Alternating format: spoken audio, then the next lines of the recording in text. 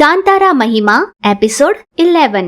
मदनपुर नाम का गांव खिलखिलाती हरियाली से, बहती नदी से और सुंदर वातावरण से सुशोभित और सुखमय थी। तो उसका कारण था उस गांव में उद्भव हुए पंजरली भगवान की कृपा दृष्टि। जब गांव वालों को इस बात का साक्षात्कार हुआ तो सभी गांव वाले पूरी श्रद्धा और भक्ति के साथ उनकी पूजा करने लगे। उसी गांव में राजीव और उसकी बेटी रजनी रहते थे, जिसकी शादी की उम्र हो रही थी। पर राजीव कोई काम नहीं करता था, जुआ खेला करता था। बेटी रजनी मजदूरी का काम करती और इस तरह हुई कमाई से अपना घर चलाती और भगवान पंजरली को पूजा करती थी। एक दिन सुबह सवेरे काम पर निकलने से पहले, भगवान पंजरली जी, मैं हर रोज काम पर जाने से पहले और काम से लौटने के बाद आपके दर्शन करके ही जाती हूँ। मेरी एक ही इच्छा है भगवान, मेरे पिता भले ही अपनी जवान बेटी की शादी की ना सोचे, पर शराब पीकर जुआ न खेले, इतना ही करना भगवान। आपसे विनती है कि मेरे पिता को एक जिम्मेदार आम पिता की तरह बदल दो। मुझे और मेरे पिता को अपनी शरण में ले लो भगवान। यूं भरे हुए मन से उसने भगवान से प्रार्थना की और काम पर चली गई। उस समय मंदिर से थोड़ी दूर में ही खड़ा था राजीव और उसकी आंखें भर आई। वो भी मंदिर में आया और भगवान के सामने हाथ जोड़े। भगवान जी, बड़े कहते हैं कि जो जहाँ खोता है उसे वहीं पाने का प्रयास करना चाहिए। मैं भी वही कर रहा हूँ। मैंने जुए में अपना सब कुछ खो दिया। अब फिर से जुआ खेल कर ही मैं उसे वापस कमाना चाहता हूँ। ऐसे बहुत सारे पैसे कमाकर मेरी बिटिया की शादी करूँ और उसे उसके घर भेज दूँ। मुझे जुए में जिता दो भगवान। ऐसे भगवान से प्रार्थना कर वो जुआ खेलने के लिए चला गया। पर बेचारी रजनी हर वो काम करती जो उसे मिलता। वो ना कभी उसे मना करती और ना ये कहती कि उसे करना नहीं आता। पर एक दिन कमर में दर्द की शिकायत लेकर राजीव खटिए पर लेटा रहा, किसी बच्चे के भांति रोए जा रहा था। रजनी ये देख घबराई और पिता के पास जाकर, पिताजी, ये आपको क्या हुआ? आप रो क्यों रहे हो? बेटा, कमर का दर्द बहुत असहनीय है। मैं इसे बर्दाश्त नहीं कर पा रहा। पापा, थोड़ा धीरज रखो, मैं आपको डॉक्टर के पास ले चलती हूँ। मैं नहीं आ पाऊंगा, मुझसे नहीं होगा बेटा। तुम किसी तरह डॉक्टर को ही यहाँ लेकर आओ बेटा। ठीक है पापा, मैं उन्हें लेकर आती हूँ, आप थोड़ा हिम्मत से काम लेना। रजनी ने भगवान पंजरली को याद किया।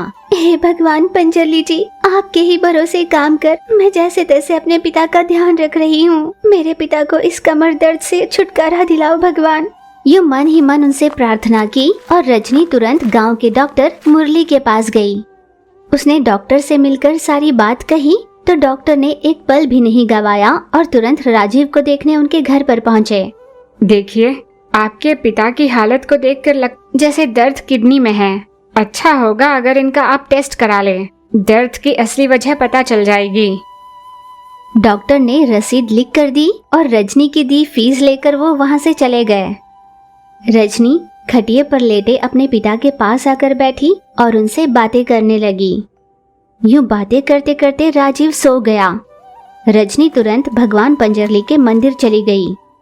भगवान पंजरली जी, हमारे लिए आप ही हमारा सहारा हो, मेरे पिताजी को ठीक कर दो। प्रार्थना कर वो घर वापस आई। राजीव का दर्द और बढ़ता जा रहा था। रजनी ने सोचा कि अब इंतजार करने का कोई फायदा नहीं। वो अपने पिता को बड़े अस्पताल ले गई।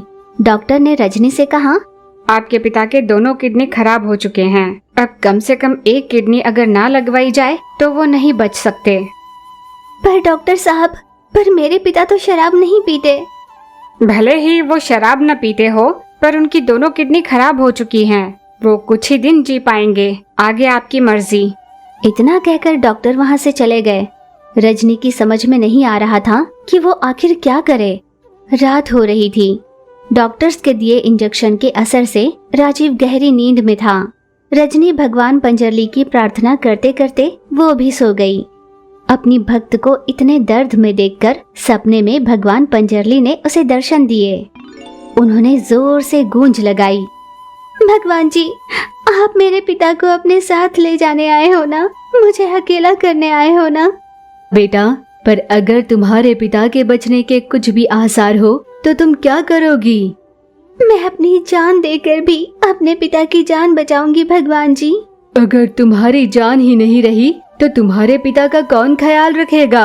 अब तुम अपने पिता की बच्चे की तरह देखभाल करती हो।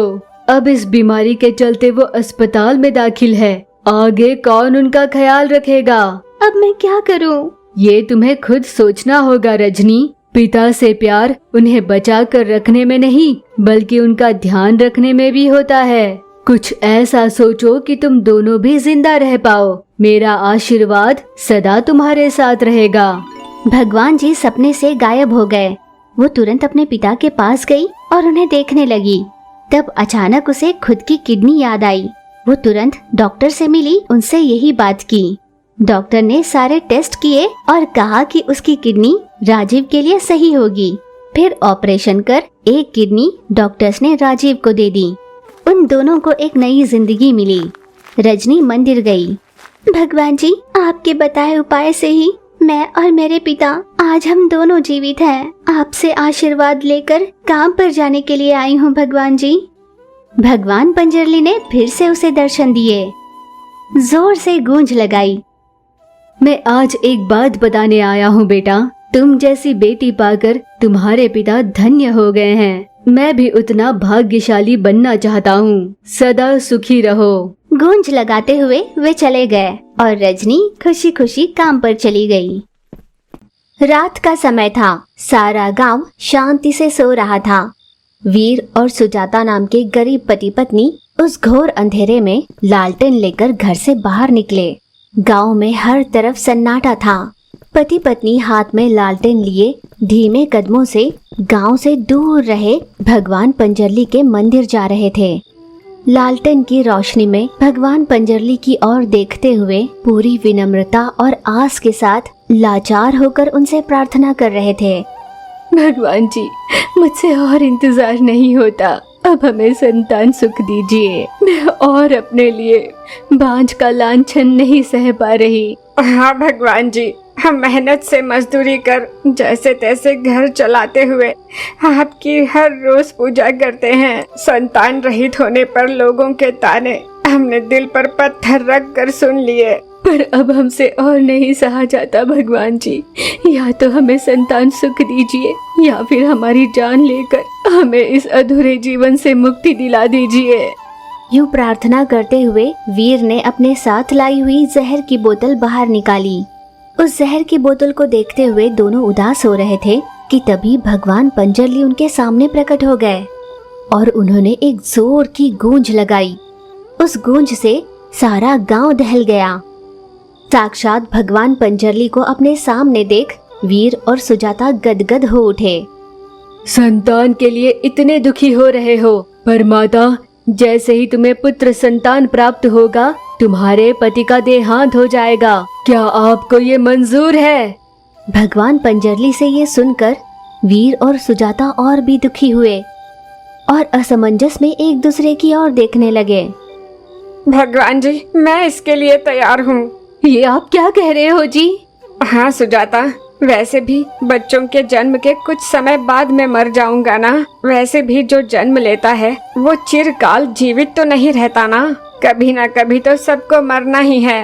पर संतान का सुख पाने के लिए मैं जानबूझकर आपको नहीं खो सकती। सुजाता, भगवान की लीला हमारी समझ से परे है। आज कल या परसों हर इंसान को अपना देह त्याग कर यहाँ से जाना ही है। ये आत्मा अंत में परमात्मा ही में तो विलीन होगी। मैं इसके लिए तैयार हूँ भगवान जी। तथास्तु। भगवान पंजरली ने उन्हें आशीर्वाद दिया और गायब हो गए। फिर कुछ दिनों बाद वीर और सुजाता ने एक बेटे को जन्म दिया। बेटे के जन्म के बाद पति पत्नी मेहनत से मजदूरी का काम करते और अपने बेटे को खूब पढ़ाते थे। कुछ 10 साल बाद वीर मजदूरी का काम कर रहा था, जहाँ एक इमारत की गिरने से वीर की मृत्यु हो गई। फिर सुजाता ही गांव की खेती में काम कर अपने बेटे की परवरिश करने लगी। अब सुधाकर बड़ा हो गया और नौकरी कर अपनी माँ की देखभाल करने लगा।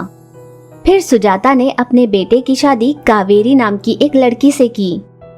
बेटा और बहू सुजाता का बहुत ध्यान रखते थे। सब कुछ बहुत अच्छे से चल रहा था, जिससे सुजाता भी बहुत खुश थी। सुजाता नित्य अपने बेटे और बहू को भगवान पंजली के दर्शन करने भेजा करती थी। सुधाकर और कावेरी भी पूरे मन और श्रद्धा से भगवान पंजली को पूजा करते थे। कुछ महीनों बाद कावेरी गर्भवती हुई। इस खबर से सुधाकर और सुजाता बहुत खुश हो गए। हम दोनों के प्यार का प्रतीक हमारा बच्चा कुछ ही महीनों में हमारे बीच होगा। Thanks Kaveri, I love you. और आज मैं घर पर ही रहूंगा। बेटा, तेरे बाबूजी जन्म ले रहे हैं, तू घर पर रुककर क्या करेगा? कोख में जब से पल रहा है तभी से उसका पूरा ध्यान रखना होगा। आजकल अस्पताल में इलाज के नाम से कितना ज्यादा ऐंठते हैं। पैसे रहेंगे तभी तो जान बचा पाएंगे। मैं इसका ध्यान रख लूंगी बेटा, तू ऑफिस चले जा बेटा। माँ का कहा बेटा टाल नहीं पाया। बेमन ही वो ऑफिस चला गया। जितना उनके पास था उसी में सुधाकर इस बात का पूरा ख्याल रखता कि कावेरी को किसी चीज की कमी न हो। वो हर रोज भगवान पंजली के दर्शन करता और उनसे अपनी पत्नी और होने वाले बच्चे को ठीक रखने की प्रार्थना किया करता।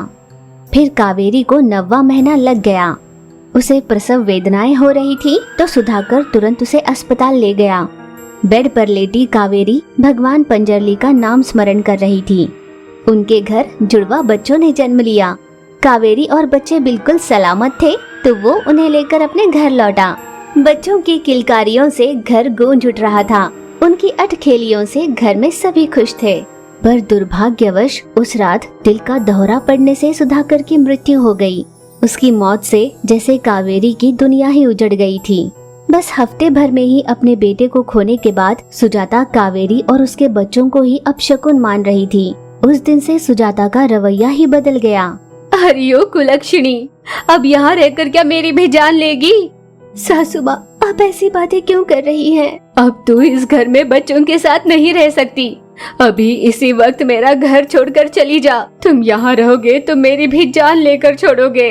तुम जैसे दरिद्र शगुन वाले मेरे घर पर रहे तो तुम्हारा काला साया मेरे घर को बर्बाद कर देगा। जाओ मेरा घर छोड़कर। आप ये कैसी बातें कर रही है? पाप पुण्य से कोसों दूर मेरे मासूम बच्चों ने आपका क्या बिगाड़ा है? आप उनके बारे में ऐसा क्यों कह रही है? और ऐसे अचानक मैं अपने बच्चों को लेकर कहाँ जाऊंगी? जब तक ये जिंदा थे आप मुझसे ऐसा बर्ताव नहीं करती थी। अब क्या हुआ है सासू माँ? अब चुपचाप यहाँ से चली जाओगी या मैं धक्के मार कर निकालूं? यूं जोर लगाकर सुजाता ने कहा तो बेबस होकर कावेरी अपने 2 बच्चों के साथ घर से बाहर निकली और भगवान पंजली के मंदिर चली गई। कावेरी अपने दोनों बच्चों के साथ मंदिर के प्रांगण में ही सो गई। घर पर सुजाता भी बिस्तर पर लेटी हुई थी। उसने सपने में भगवान पंजली को देखा। सुजाता, क्या इसीलिए तुमने अपने लिए संतान मांगी थी ताकि आज तुम अपने बहू और मासूम पोतों को घर से बाहर निकाल सको? तुम्हारे संतान के जन्म के बाद तुम्हारे पति की मृत्यु हुई तो वो भगवान की मर्जी थी, और अब जब तुम्हारे पोतों के जन्म के बाद तुम्हारे बेटे की मृत्यु हुई तो तुम्हारी बहू कुलक्षणी बन गई। सोचो, अगर तुम्हारी सास होती तो तुम्हारा क्या होता? इतना कहकर भगवान जी गायब हो गए। सुजाता की आंख खुली। उसे अपनी गलती का एहसास हुआ। वो तुरंत लालटेन लेकर भगवान पंजली के मंदिर गई। वहाँ उसने अपनी बहू को 2 बच्चों के साथ रोते हुए देखा। सुजाता ने प्यार से एक बच्चे को उठाया और अपनी बहू से माफी मांगी। भगवान पंजली के आगे हाथ जोड़कर वो अपनी बहू और पोतों को लेकर घर चली गई।